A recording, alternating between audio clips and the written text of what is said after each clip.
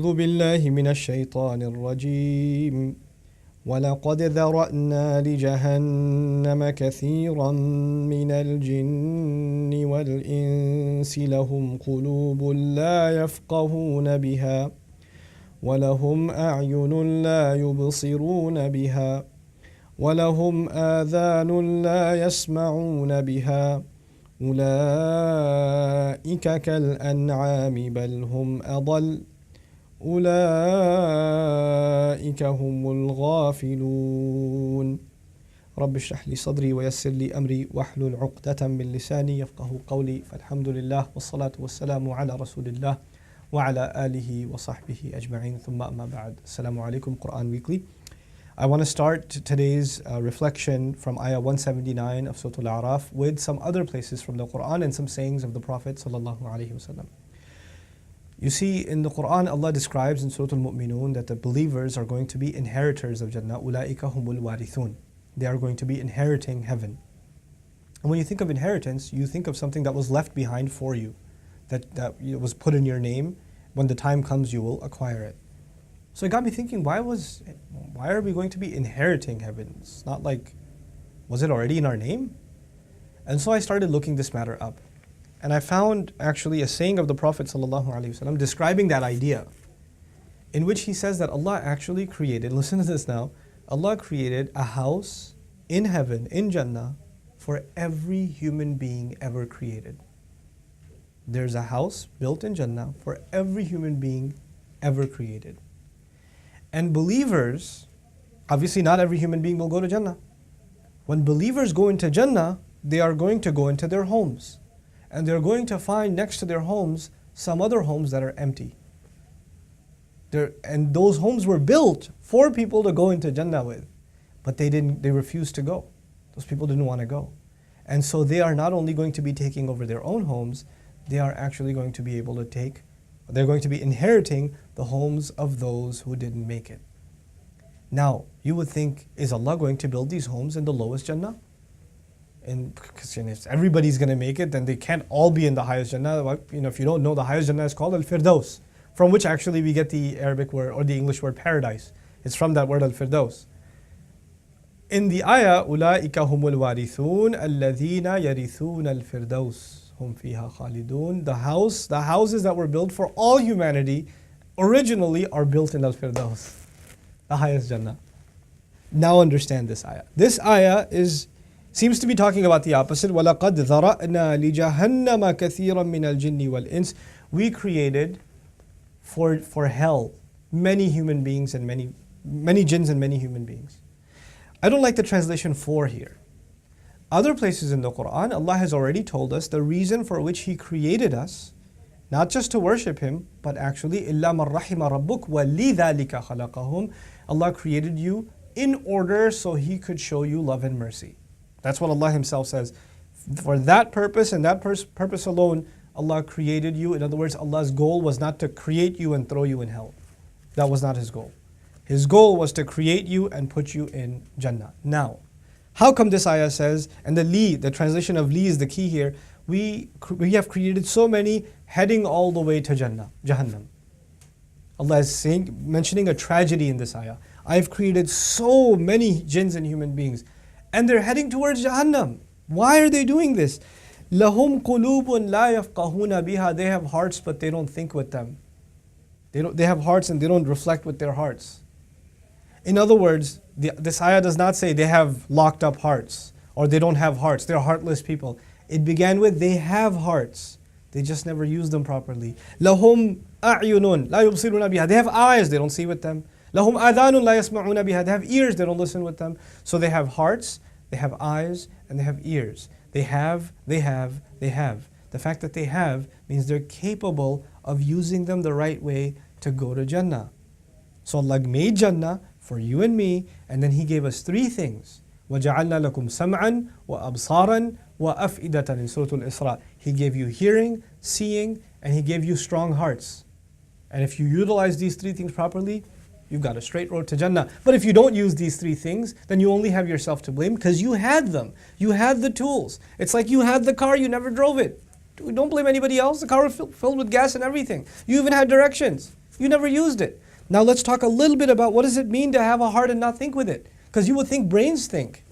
Why is Allah saying hearts think? لَهُمْ قُلُوبٌ لَا يَفْقَهُونَ بِهَا. And fiqh is deep understanding. Because Allah says revelation, ayat, faith, it lies inside the heart. So when I walk down the street, and maybe I'm walking down the street with a geologist, or a botanist, somebody who studies plants, they can tell me the species of a tree, they can tell me how old a tree is, they can tell me what the best environment is to grow this tree to its optimal span, or it's about to die or whatever. They can tell me all this stuff about this tree. I don't know any of that stuff. I don't study botany. I don't know any of that stuff. But I can tell you that if I look at that same tree from my heart, not from my brain alone, from my heart, I'm reminded that Allah brings life out of death. Because this tree at one point was just a seed, and Allah brought good out of it. Allah brought life out of it. So I'm reminded of my own mortality when I see a tree. A scientist can look at the sky and tell me a lot of things. I can look at the sky and just find humility. I just look at the sky and just say, Allah Azza wa Jal says, "Hal tara min futur?" You see any cracks up in there? In other words, you can look at the world around you from a scientific lens, from a skeptic lens. You can look at it from it's just scenery passing you by. But if you look at the world around you with your heart, then you'll see something else. You'll see what other people don't see. I'll give you an experiment. I did myself. You try this experiment yourself. I'm going down the highway, and the Qur'an's view is that everything that you see physically in the world around you can turn into a spiritual reminder. Everything is an ayah. Okay, let's put that to the test. So I was driving with a bunch of guys to some college program one time, and they were speeding. They were going like 90 miles an hour. And before I told them to slow down, just immediately I said, just the fact that they're speeding and cutting people off, I was reminded, كَلَّا بَلْ تُحِبُّونَ الْعَاجِلَةَ. No, you human beings, you have an inherent urge to want to rush. You get a kick out of speed. Allah mentions that in the Quran. Them speeding became a reminder of something Allah says. Like how well Allah knows us. أَلَا يَعْلَمُ مَنْ خَلَقَ. I start looking out the window, and I see something that reminds me of this ayah. I see there are cows that are grazing.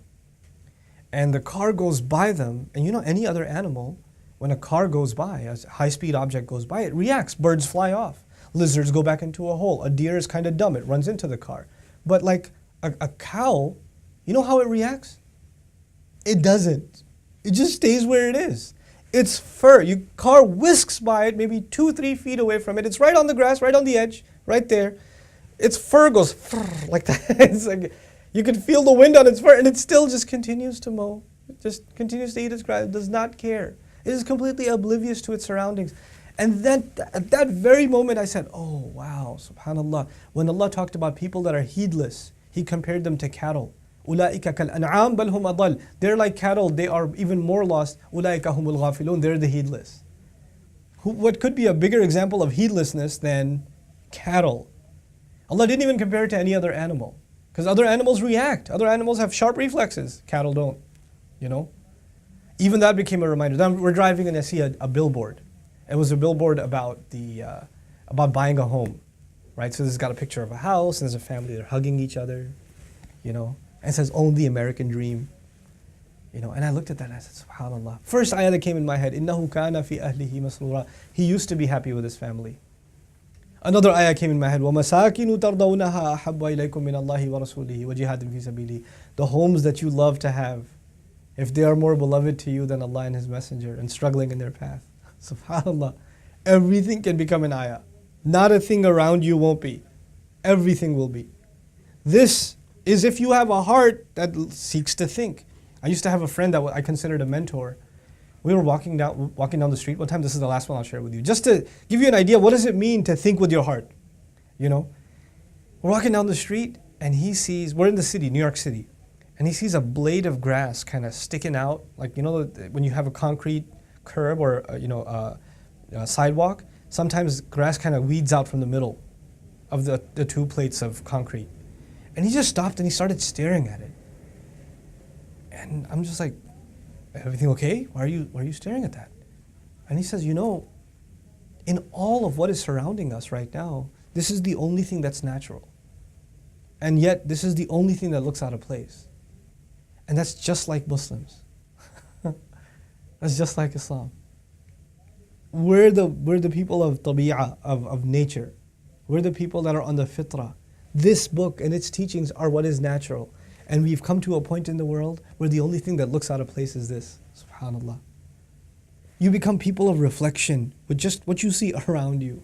Now, I wish I could think that deeply, but the idea is if you use your heart, become a thoughtful person, really engage in the exercise of thinking, then what you see and what you hear and what you feel will become different. And these are the people that are not created for hellfire, they're created for Jannah. So this ayah is about a tragedy. How could these people be heading towards hellfire when they have hearts and they have eyes and they have ears? May Allah Azza wa Jal give us the ability to use our hearts and our eyes and our ears to the best of their ability to find reflection that brings us closer and closer to Him.